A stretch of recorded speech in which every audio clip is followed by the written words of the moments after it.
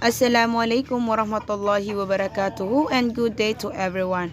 So today I am the reporter and I am Kabiran Asnairati, and the topic to be discussed is all about Tolman's purposive behaviorism, Tolman's key concept, Bandura's social learning theory, and last is general principle of social learning.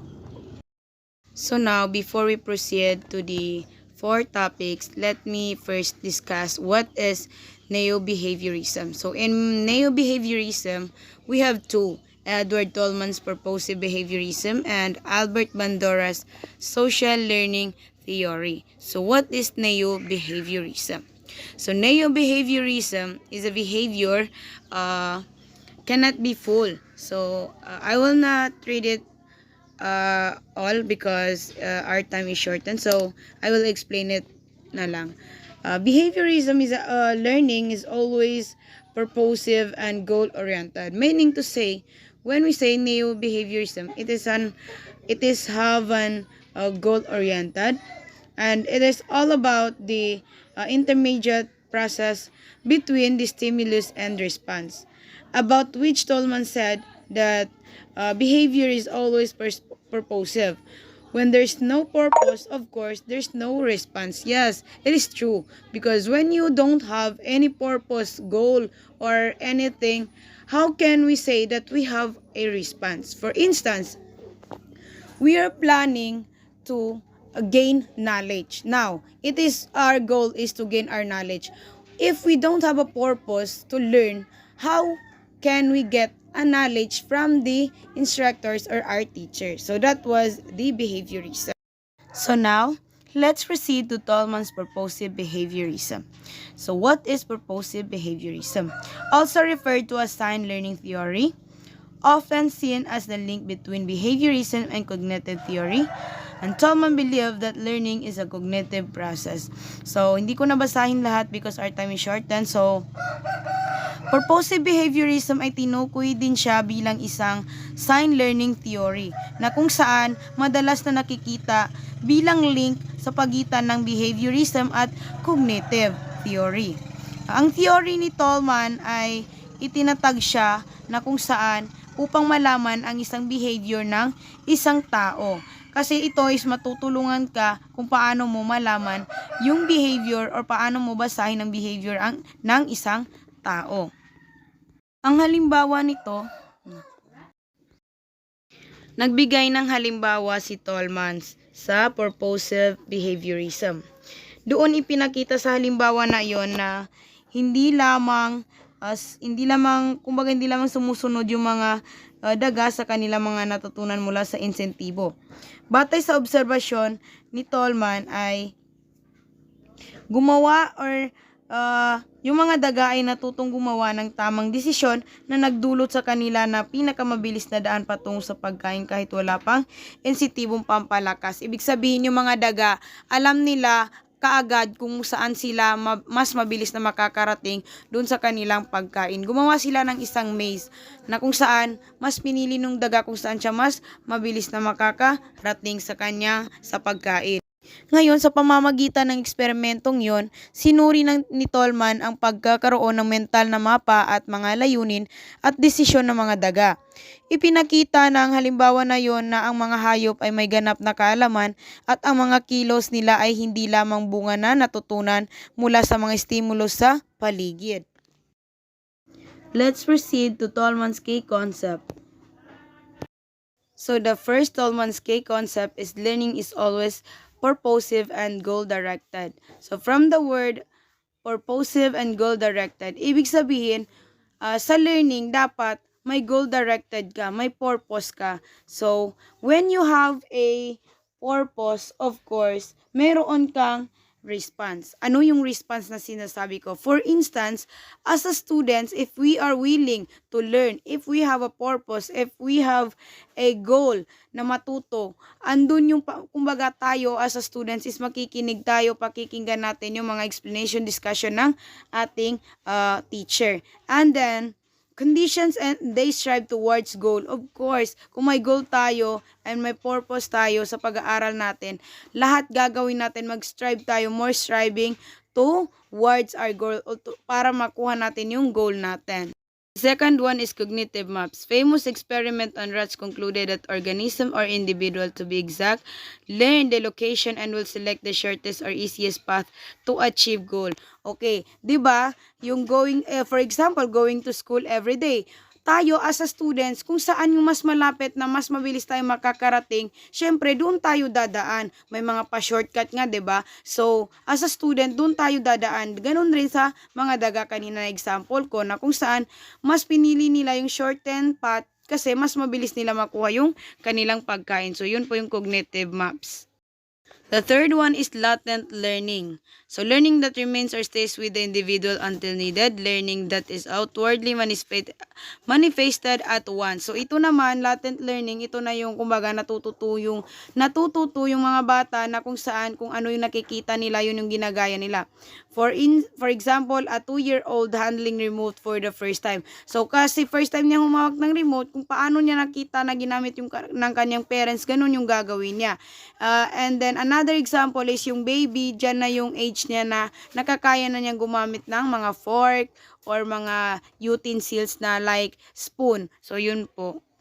The next is concept of intervening variables. So, variables that are not readily seen but serves as determinants of behavior. So, ibig sabihin, hindi siya nakikita, yung variable hindi siya nakikita, pero ito yung nagsiserve na determinants of behavior natin. Learning is a mediated influence by expectations, perceptions, representations, needs, and other internal or environmental variables. So, for example, experiment on rats. So, ibig sabihin doon, hindi natin nakikita yung variables. When we say variables, kung ano yung mga kahihinatnan niya.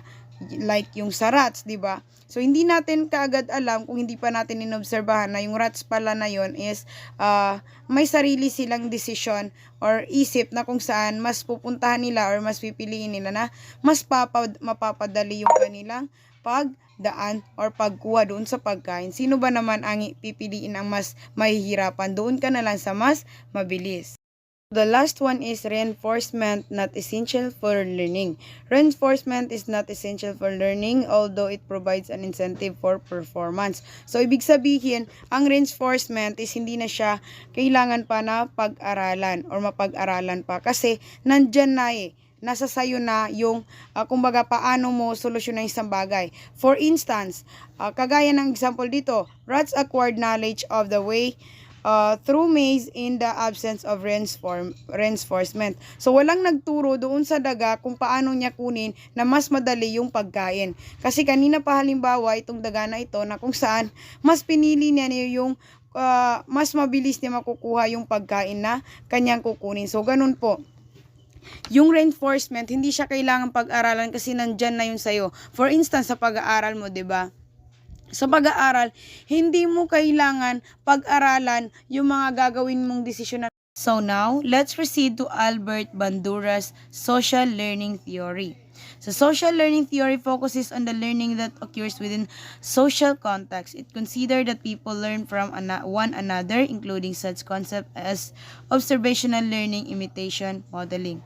So ang social learning theory ni Albert Bandura ay isang teoryeng psychological na nagbibigay diin sa papel ng pagmamasid, panggagaya at pagmumodelong pangkaisipan sa proseso ng pagkatuto. Ayon kay Bandura, ang pagkatuto ay nagaganap sa pamamagitan ng interaksyon ng mga salik sa kapaligiran at kaisipan tulad ng pansin, motibasyon, saloobin at emosyon ng isang tao. Sa social learning theory, ipinalagay ni Bandura na ang mga tao ay natututo hindi lamang sa pamamagitan ng diretsahang pagpapalakas kundi pati na rin sa pamamagitan ng pagmamasid at pagsasabuhay ng kilos ng iba. Ipinakita rin ng teorya ang konsepto ng prosesong nag-uugnay na nagaganap sa pagitan ng mga stimulus at tugon at may papel sa pagkatuto. So now, let's proceed to general principle of social learning theory. So number 1, people can learn by observing the behavior of others and the outcomes of those behaviors. So ibig sabihin, tayong mga tao ay natututo tayo sa pamamagitan ng ating pagmamasid sa pag-uugali ng iba. Kahit ang mga pag-uugaling iyon ay yung mga maaaring resulta nito ay maaari nating matutunan. Halimbawa, bilang Pilipino, we are a Filipino women. Ngayon, kapag likas na sa ating mga Pilipino na matulungin, syempre. Ngayon, sa pag-uugali natin yun, kapag may nakikita tayong nahihirapan, syempre, di ba, tinutulungan natin. Then, kapag nakita ng kapwa natin yun, na ganoon tayo, ang resulta nun, matututunan niya yung pag-uugaling mayroon ka, at ang magiging resulta nun ay marami kang matutulungan at marami ang makaka-adapt ng iyong ginawa. Yun yung number 1.